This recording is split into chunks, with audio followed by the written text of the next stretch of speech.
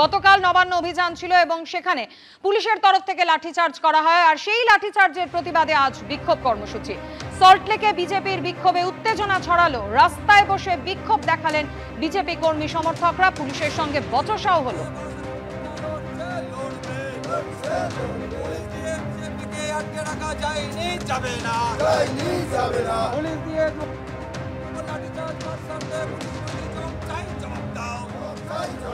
জবাব তোমায় দিতেই হবে, জবাব তোমায় দিতেই হবে।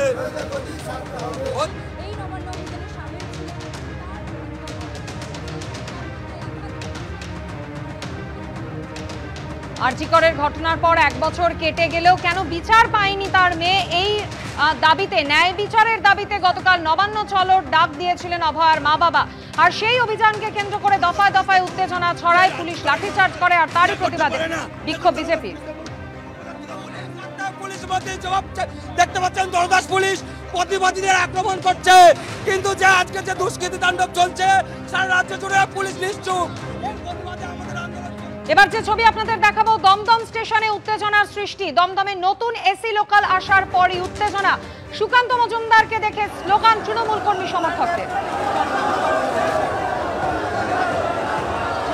একদিকে বিজেপির তরফ থেকে চলছে ঝামেলা, আমরা একটু তৃণমূলের যারা রয়েছেন তাদের দিকে যাওয়ার চেষ্টা করব যে কি সমস্যা, তারা কি বলতে চাইছেন, কি আপনাদের বক্তব্য, কি কেন এই সমস্যা? দেখুন, বাংলা বিদ্বেষী যে মনোভাব, সেই মনোভাব সম্পূর্ণ পরিমাণে ক্ষতিগ্রস্ত করছে এই বিজেপি। এদের দালালরা বাঙালিদের বিরুদ্ধে যারা লড়াই করছে তাদের দালালরা এখানে দমদমে আসবে আর স্বাগত পাবে না বাঙালির কাছ থেকে। জয় বাংলা চলবে, যেখানে জাগবে অভিষেক সেনা থাকবে, প্রাপ্ত বসু সেনারা দমদমে পাবে, জয় বাংলা হবে, শুধু জয় বাংলা, শুধু জয় বাংলা, আর কিচ্ছু না। জয় বাংলা। বিজেপি কর্মীরা অভিযোগ করেছে আপনারা নাকি মারধর করেছেন।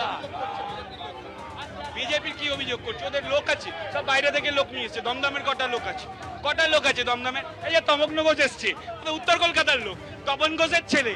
আগে কি করতো, কোন পার্টি করতো? তপন ঘোষের ছেলে তমগ্ন ঘোষ, জিজ্ঞেস করুন না ওকে। ও প্রথমে সৌমেন মিত্রের সাথে টিআইসিপিতে ছিল, পরে এসছে টিএনসিপিতে, আবার চলে গেছে বিজেপিতে। এই দমদম স্টেশনেই কিন্তু ঝামেলার সূত্রপাত।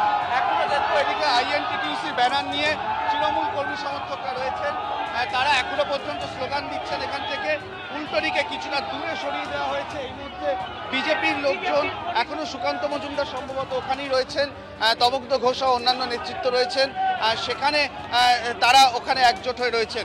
কিছুক্ষণ আগে একেবারে ধুমধুমার পরিস্থিতি তৈরি হয়। সুকান্ত মজুমদার নিজে এখান থেকে প্রায় বেরিয়েই যাচ্ছিলেন, তারপরে তিনি জানতে পারেন যে এরকম একটা পরিস্থিতি তৈরি হয়েছে, তারপরেই কিন্তু সুকান্ত মজুমদার ফিরে আসেন।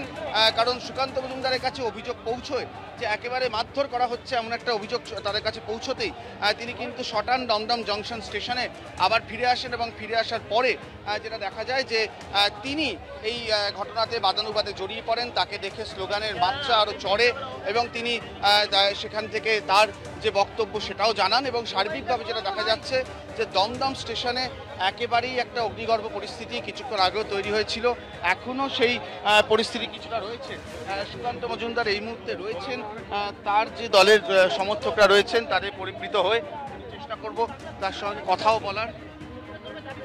আরে ওই লোকগুলোকে বলুন না, যদি অতই বাংলা মায়ের সুসন্তান হোক তাহলে ইউসুফ পাঠানকে সরিয়ে আজকে একজন বাঙালিকে এমপি করে দেখান, দেখি কত বড় বাপের বেটা হয়েছে।